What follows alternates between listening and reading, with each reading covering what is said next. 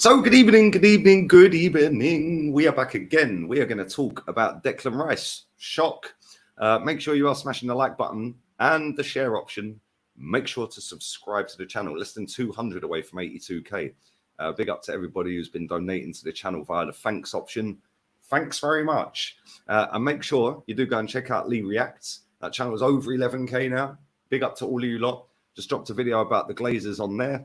There'll be another one out at 9 o'clock tonight on that channel, UK time, about Harry Maguire refusing to leave Manchester United, which is kind of funny. I will have 2 more videos out on here today as well, so keep your eyes peeled for them. The next one will be out at half six UK time. And then the next one will be out at about 10:30, 11 o'clock UK time. So plenty more to come. But who knew?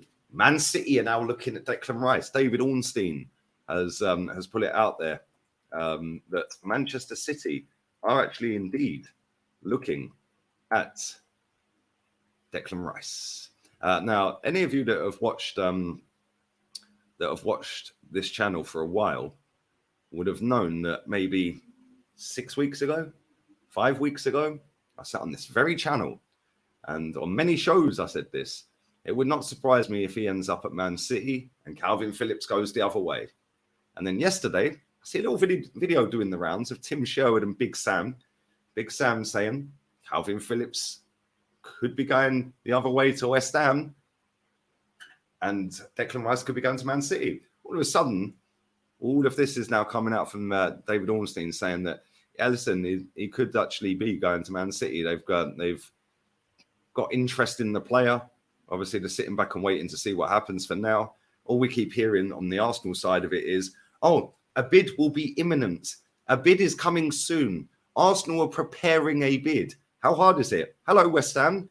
This is Mr. Edu. How are you, Mr. Sullivan? How much do you want for him? Well, we want 90 million. Okay, we'll pay it. Sorry, am I making this too simplistic? They're preparing a bid. What does that even mean? Right, so they all sat around the table, the executive, lounge, all sat there with their lattes, obviously their coffees and all of that. Obviously, Vinay Venkatesham is the man who makes the coffee. We see that on All or Nothing, All for Nothing, sorry. Here you go, Edu, there's your coffee. Here you go, Josh. Here you go, Arteta, Bish Bash Bosh, Tim Lewis, Garlic. Yeah, there you go. I've made the coffees for you. Right, now what we'll do is we'll prepare a bid. We'll prepare a bid. Okay, how are we going to prepare this bid? Well, what we'll do is we'll sit here and we'll sip on our coffees, have a bit of a jolly up and go, should we think about phoning them? Oh, they didn't answer. Should we try again? What the fuck what is going on here? Like, real talk, preparing a bid. What does that even mean? You either bid or you don't about preparing a bid. How difficult is it? You phone them up, you ask how much they want, you ask how long they want the money over, job done. Ain't difficult. Am I living in a different planet here? Preparing a bid. Why don't we see all of this crap with other clubs? Preparing a bid. Yeah, now let me tell you now, right? All I've heard is preferences to stay in London. Bayern Munich can't afford him. Chelsea haven't got Champions League. He doesn't want to go to Manchester. He's got a small baby just arrived recently. He's settled in London. Blah, blah, blah, blah, blah. He's given Arteta his word. Cool. So why don't we bid then? Surely, if he's given Arteta his word and we've had contact with his agent and he's agreed terms with Arsenal, surely the agent would know how much West Ham want for him. Because it's in his interest to get his client to the next club. David Sullivan has already come out and said, we're going to let him leave. We offered him 200 grand a week 18 months ago. He rejected it. With all of that, over the last 18 months, he's not earned an extra 10 million quid because he rejected the contract offer that we gave him. So it's cost himself 10 million quid in 18 months. So we know that he's going to be leaving. They've come out and said he's leaving. He's given Arteta his word. His preference is to stay in London, but we're preparing a bid.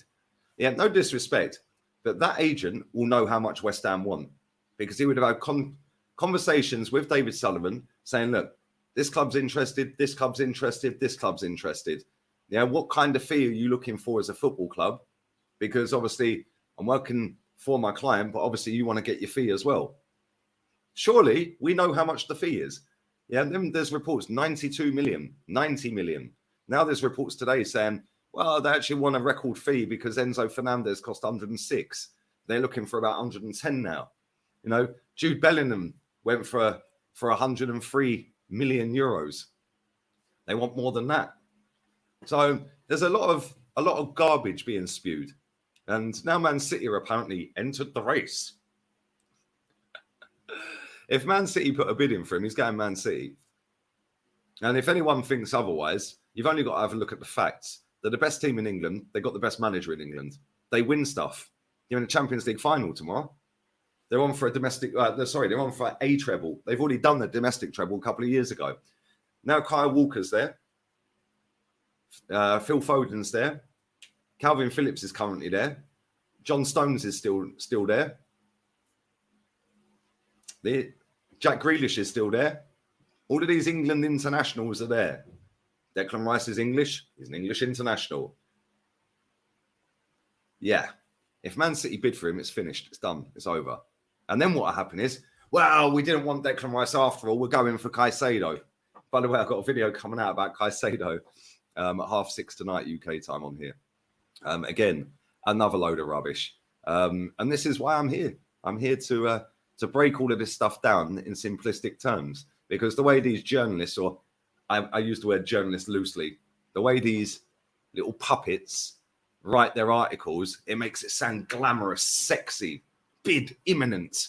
Well, it's now Friday, the 9th of June, at 3 o'clock in the afternoon Spanish time, and we've still not put this bid in. But we were waiting because we had a gentleman's agreement with West Ham that we would not make a bid until after the Conference League final. Well, the Conference League final finished at 10:30 or 10 o'clock or whatever it was on Wednesday night.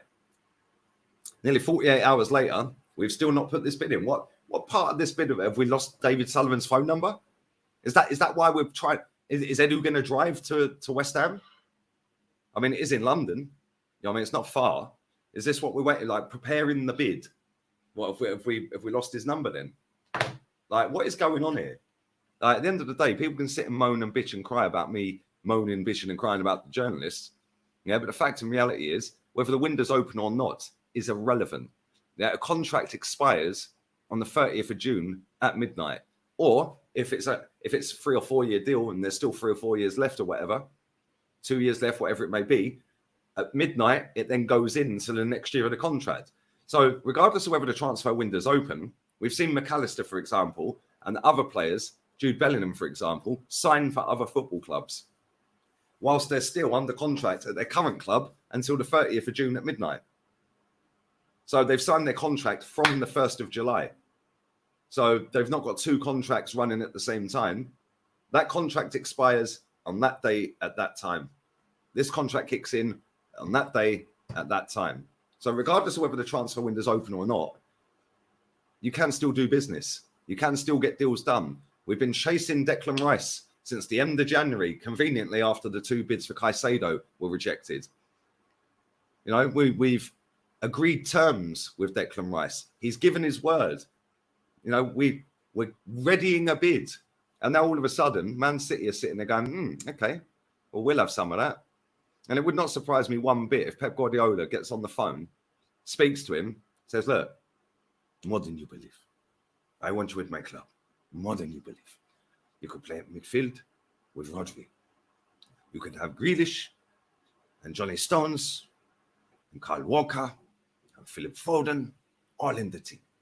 English talent, more than you believe. And he'll be like, cool, see you later. I'm going Manchester. It's not difficult. Yeah, if Man City bid for him, he's going Man City.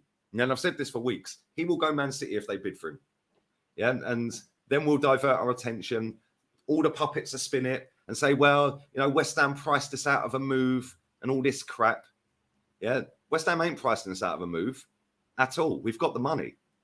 We've got plenty of money. And if people don't think we've got plenty of money, then, wow, I don't know what to say. Yeah, because this ownership, yeah, is Yeah, trust me, they have got a shit ton of money coming into that football club every single year.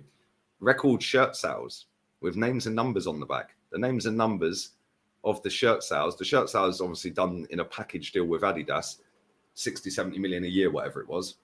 But every time you get a name and number on the back, the club get every single penny of that. Now think how many people are going into that club shop, getting the Champions League thing on, or the Premier League badge on their arm, and the name and number. To buy the home shirt is 80 quid.